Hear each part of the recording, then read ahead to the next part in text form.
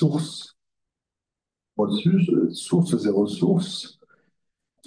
Alors, je vais quand même donner quelques directives de lecture. D'abord, j'ai plus étalé que ce que vous avez vu ce matin, parce qu'il y a 4 pages.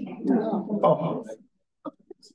Mais pour faire plaisir à ceux qui aiment les espaces, il y a beaucoup d'espaces.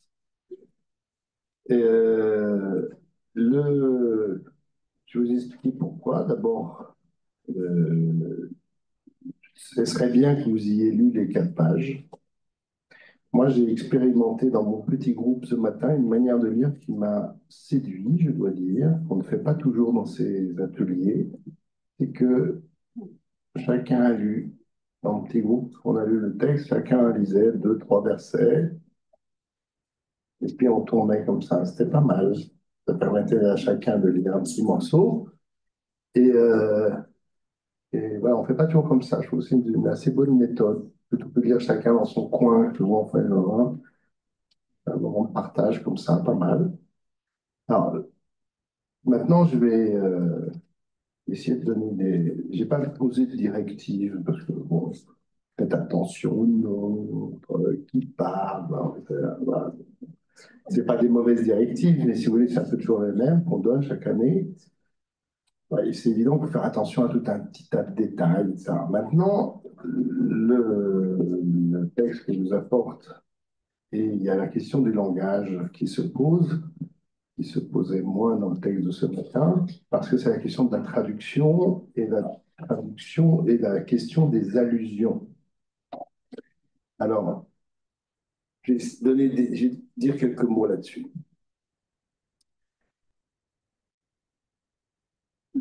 La Bible, de façon générale, et certainement la Bible hébraïque, je ne parle pas maintenant du Nouveau Testament qui est écrit en grec, mais je pense que c'est sans doute vrai pour lui aussi, c'est d'abord et avant tout de la littérature. Alors là, je vais m'inscrire un petit peu en faux par rapport à ce qu'a dit mon camarade musulman ce matin. C'est pas. Moi, je suis pour désacraliser les textes. Je pense que la plus grande catastrophe qui soit arrivée à la Bible, c'est d'être devenu un texte religieux. Si vous allez dans une librairie et que vous voulez acheter une Bible, il faut aller au rayon religion, pas au rayon littérature, vous ne l'aurez pas. Les études bibliques sont toujours faites par des religieux, des théologiens, des gens qui arrivent avec leur bagage idéologique. De façon rarissime, c'est pas qu'il n'y en a pas du tout, il y en a, par des littéraires. Or, à mon avis, c'est une grosse erreur, parce que ces textes sont d'abord avant tout de la littérature. C'était de la littérature sacrée, c'était de la littérature, c'était de la base des croyances pour les croyants, mais c'est de la littérature. D'abord et avant tout, c'est, en ce qui concerne les textes bibliques, parmi les tout premiers textes de littérature qu'on connaisse de l'histoire de la littérature. Il y a même des gens qui disent que l'histoire de Joseph serait le premier roman de l'humanité, peut-être le plus vieux, je ne sais pas, difficile de dire le plus, mais en tout cas, c'est les toutes premières choses, et c'est de la littérature. Moi, je pense qu'il faut lire ces textes d'abord et avant tout comme ça, c'est-à-dire avec l'esprit ouvert, sans idées préconçues, sans chercher à trouver ce qu'on veut y trouver dedans. Chacun vient avec des présupposés, bon, et tout simplement lire ce que le texte vient nous dire, essayer de le faire. Maintenant, c'est évident que ce n'est pas si simple. Alors là, je me permets d'ouvrir une toute petite parenthèse qu'on m'a fait remarquer tout à l'heure par rapport à ce que j'ai dit. On m'a dit vous vous contredisez parce que vous avez tapé sur l'historico-critique hier soir et ensuite vous avez dit qu'il fallait connaître le contexte. Mais c'est deux choses différentes. L'historico-critique, c'est pas lire le contexte. C'est tout à fait autre chose. C'est prendre le texte comme une espèce de texte qu'on va réécrire, justement. On veut redécouper, replacer, dire là c'est tel auteur, là ça en est un autre. Encore une fois, qu'il y a un travail pas inintéressant en soi. Je ne dis pas que c'est inintéressant. C'est comme d'aller dire que Victor Hugo, puisqu'il écrit de la belle littérature sur la Bible, il s'est inspiré du texte biblique, Aux endormis, enfin, et quelques autres textes qu'il a écrits dans le style. Donc, si je lis Victor Hugo, je lis Victor Hugo, je ne lis pas le livre de route. Que ensuite j'aille voir ce que dit le livre de route et comment Victor Hugo l'a transformé. Vous comprenez? Mais moi, je lis Victor Hugo. Et donc, l'historico-critique, c'est pas recontextualiser. Et si je reprends mon exemple et je lisais le Beaux endormis de Victor Hugo et que je réfléchis à qu'est-ce que veut dire glaner, par exemple. Mais ça, c'est dans Victor Hugo, comme dans le livre de Wood. Mais c'est comprendre l'enjeu de celui qui n'a pas à manger et qui glane. Vous comprenez? C'est ça dont je parlais tout à l'heure. Ça n'a absolument pas en contradiction avec une critique de l'historico-critique. Ensuite, je critique l'historico-critique, c'est pas pour taper dessus, ça a ses mérites, c'est parce que je sais que dans le milieu chrétien, c'est devenu omniprésent et c'est écrasant. C'est tout simplement, et c'est pas érotique, si vous me permettez d'être un peu érotique. Et puisque Nicole a évoqué mon copain Marc-Alain Waknin, eh ben, lire aux éclats, où il avait aussi un jeu de mots aussi comme ça, de lecture, qu'est-ce que c'était? Enfin bon, en tout cas, le mot érotique, il aime l'employer, il a raison. La lecture, c'est quelque chose d'éloge de la caresse. Il a raison. Lire, c'est caresser, c'est regarder avec désir. C'est érotique, la lecture. C'est pas découper en petits morceaux, c'est pas faire de l'anatomie. Il n'y a rien de très excitant, érotiquement, de faire de l'anatomie. C'est deux choses différentes. Ça ne veut pas dire qu'il ne faut pas faire d'anatomie, mais je souhaite, je sais qu'il y a quelques médecins dans la salle, je sais qu'aucun médecin doit regarder son conjoint comme en disant tiens, c'est un ou peut-être petit os, je sais pas quoi. Bon, d'accord, on n'est pas dans ce rapport-là. Bon, la lecture, c'est quelque chose de l'ordre de l'érotisme au sens noble du terme, que les chastes oreilles n'en prennent pas, dans cette salle n'en prennent pas ombrage. C'est pas vilain l'érotisme, c'est très bien même. Mais c'est-à-dire regarder un texte pour ce qu'il est. Alors donc, j'en reviens à mon histoire de langage. La Bible, c'est un texte, enfin, c'est des textes, d'abord c'est pas un texte, hein, c'est des textes multiples, c'est une bibliothèque, c'est le sens d'ailleurs de Bible au départ. Et donc c'est des cumuls de textes qui sont des textes très bien écrits en général, extrêmement bien écrits, avec, on l'a vu ce matin, avec tout un tas de choix, de vocabulaire, de situations, d'un développement, etc. Et c'est ça qu'il faut essayer d'écouter dans un texte et de voir qu'est-ce qu'il essaie de nous dire et qu'est-ce qu'il essaie de raconter. C'est pas la question de la véracité. Le texte que je vous ai donné, à mon avis, ça n'a jamais existé. Oui, je vais vous dire les choses très directement. Je ne suis pas fondamentaliste, moi. Je pense que c'est de la pure littérature. Mais pourquoi on nous raconte ça?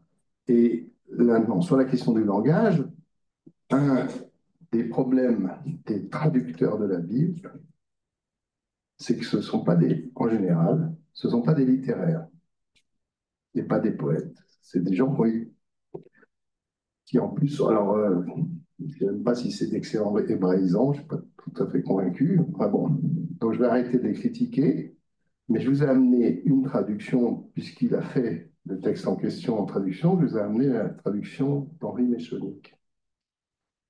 Et Henri Méchonic, c'est un personnage particulier, parce qu'Henri Méchonic, qui est un linguiste, spécialiste de la question du rythme dans le langage, et c'est un poète, hélas décédé, qui est un type charmant et drôle, et, euh, et qui s'est passionné pour la Bible, bien que pas religieux du tout. Et il a traduit quelques livres de la Bible de façon assez originale et à mon avis intéressante. C'est pourquoi je me suis cassé la nénette, parce qu'il faut le faire. Il faut tout remettre ça sur ordinateur, le scanner, refaire les espaces. Donc vous pouvez être gentil avec moi parce que j'ai bossé pour vous, mais c'était un plaisir. Et donc, je vous ai apporté la traduction d'Henri Méchoni qui va vous changer un peu des traductions habituelles. Je dis pour ceux qui ont l'habitude le texte biblique. Alors écoutez sa traduction. Et une des choses que j'ai fait exprès de faire, c'est qu'il n'y a pas de numéro de verset. D'accord, je vous ai mis les références parce que je suis gentil quand même, mais il n'y a pas de numéro de verset. Ben non, mais tout ça, il n'y avait pas. C'est des, oui, c'est des versets 8, c'est 9 au milieu de la phrase. Il faut virer tout ça, vous voyez. C'est épouvantable, ces trucs. Et donc, c'est comme les pylônes dans un paysage de campagne. Donc, c'est pratique, mais c'est tout. Et donc, lisez le texte, comme dans la littérature. Maintenant, il y a des notes. Je vous ai mis des notes de bas de page. Et lisez les notes, essayez d'en tenir compte. Mais maintenant, vous allez être surpris, parce que la façon de faire l'oreille méchanique, c'est de ne pas mettre de ponctuation. Parce que dans le texte biblique, il n'y a pas de ponctuation du tout. Ni les voyelles, ni ponctuation. Bon, les voyelles, je les ai mises. J'ai hésité, j'ai hésité. Mais, euh, mais donc, il n'y a pas de ponctuation, il y a des mises à la ligne. Donc, c'est quand même une forme de ponctuation. Et chaque trou dans le texte correspond à une forme de respiration. Donc, essayez, c'est un exercice pas inintéressant. Si vous faites ça en lecture, en faisant ce que j'ai dit tout à l'heure, de lire chacun votre tour un petit passage, essayez de respecter ces respirations. Très théâtrales, mais je pense que ça vous fera du bien. Et, euh, et les notes de bas de page ajoutent en plus. Lisez d'abord le texte, puis lisez le bas de page après. Euh, et ce qui est important, c'est de comprendre que, alors ça, c'est des choses intraduisibles. En hébreu, il y a des jeux de mots, il y a des allitérations, il y a des jeux de rythmique, et donc, ça, c'est pas traduisible. On ne peut pas le faire en français, ça ne marchera pas, parce que c'est des langues trop différentes. Par contre, on peut essayer de, et c'est là le sens des notes, c'est de montrer l'ambiguïté du langage, l'ambiguïté des mots employés et éventuellement leurs allusions, qui pour moi est essentiel dans la Bible. La Bible, c'est évident, c'est un livre, ça s'est pas été écrit comme livre, encore une fois, c'est des textes qui ont été rassemblés, mais dans une espèce d'entreprise interne, oui, avec la question de l'intertextualité est fondamentale. Et ça, on l'a vu ce matin, c'est fondamental. Si on n'est pas capable de lire les sous-entendus, etc., on passe à côté de plein de choses. Et les sous-entendus, ce n'est pas l'historico-critique, c'est les sous-entendus à l'intérieur du texte, d'un univers, c'est un univers mental. Si on dit Jacob, ben, c'est Jacob, ça fait référence. Alors je suis obligé, si je ne connais pas Jacob, je passe à côté, c'est pas grave, vous pouvez lire le texte quand même. Mais si vous ne savez pas qui est Jacob, vous ne comprenez pas très bien à quoi on fait allusion. Et donc, euh, tout cet aspect-là, il est important. C'est pour ça que lire bien les Écritures, ça demande un énorme bagage en fait. C'est pas pour rien que des gens y attellent toute leur vie, que des gens y reviennent, relisent, étudient en groupe. Il y a plein de gens parmi vous qui participent à ce genre d'activité. À ce moment-là, ça devient très intéressant. Et peu à peu, on redécouvre des choses et, hein, et c'est la source inépuisable de ce matin. Ouais, à ce moment-là, c'est vraiment intéressant. Maintenant, il y a tout le monde ici n'a pas l'habitude des textes bibliques. Et ensuite, il y a un autre problème. Tout le monde ici n'est pas forcément super francophone. Je pense à mes amis marocains. Et donc, vous savez le français, hein, mais c'est pas forcément facile de se retrouver face à un texte. Alors, avec la traduction de Méchoni, qui est en plus un peu troublante, c'est peut-être un petit peu. Voilà, bon, il faut faire avec. Mais en même temps, peut-être ça vous évoquera quelque chose de la poétique du Coran, justement, parce que bon, je crois qu'on là-dessus, ça rejoint un petit peu. Voilà. Donc, essayez de lire comme ça, avec les oreilles ouvertes, et en essayant de voir ce que vous saisissez, puis on va voir ce qui ressort de chaque groupe. C'est une expérience, on est dans un laboratoire. Il faut jouer le laboratoire. Maintenant, je ne pose aucune question. Moi, je vous donne ça, je vous en ferai ce que vous voudrez. et, euh, et on verra ce qu'il en sort. Je Oui. voudrais poser une question. Quand est-ce que la Bible a été écrite? Est-ce qu'il n'y a pas eu toute une période où ça a été une tradition orale? Non, je pense pas. Moi, je ne suis pas adepte de la tradition orale parce que c'est des textes beaucoup trop compliqués pour être oraux. Mais c'est des traditions orales de manière des récits oraux. Mais la Bible, c'est très, très travaillé. À mon avis, c'est pas oral. Ça tombe. J'en sais rien. Moi, j'ai pas des hypothèses. Et puis, qu'est-ce que ça change? Vous lisez ce que je vous donne, et puis c'est tout. Arrêtez de poser des questions comme ça. Merci pour votre intelligence. Mais non, mais si vous voulez l'historicité de la Bible, soyons sérieux. Que c'était fait pour être lu à voix haute, ça c'est sûr.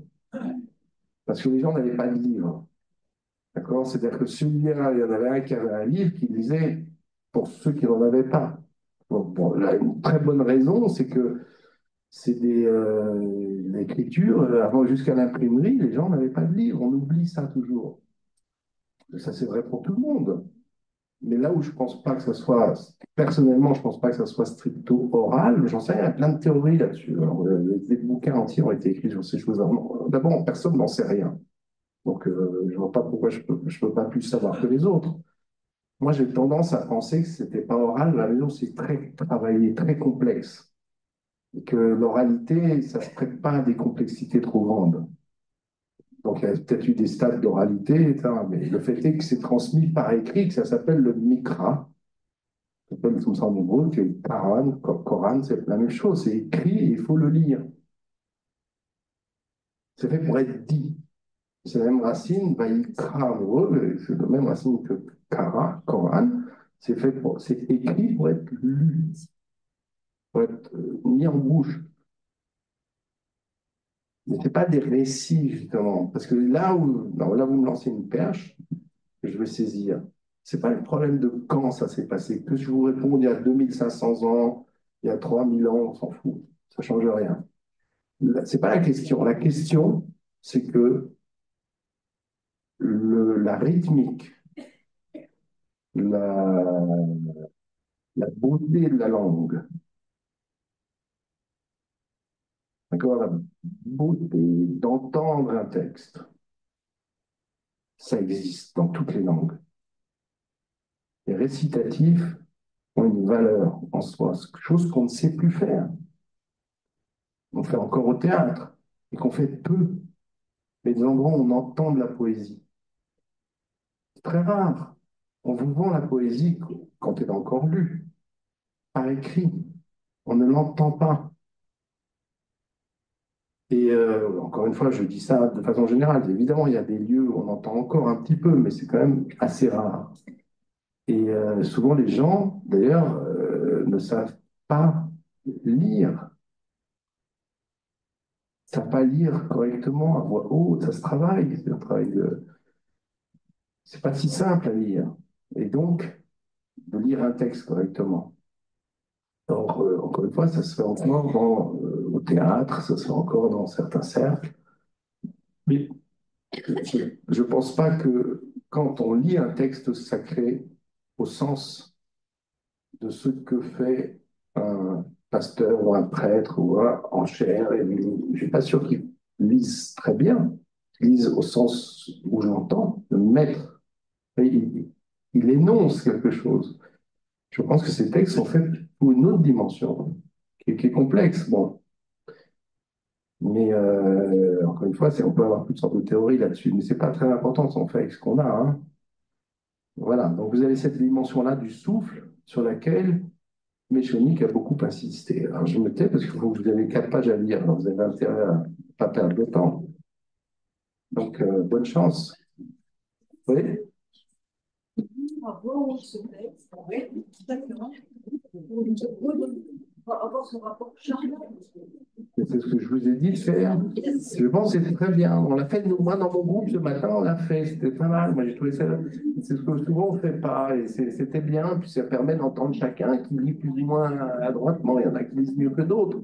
Mais ça permet à chacun de. C'est même convivial. Voilà. De toute façon, il n'y aura pas de lecture parfaite. Et si vous voulez tout savoir, moi, je viens du théâtre. J'ai travaillé avec Antoine Vitesse pendant des années.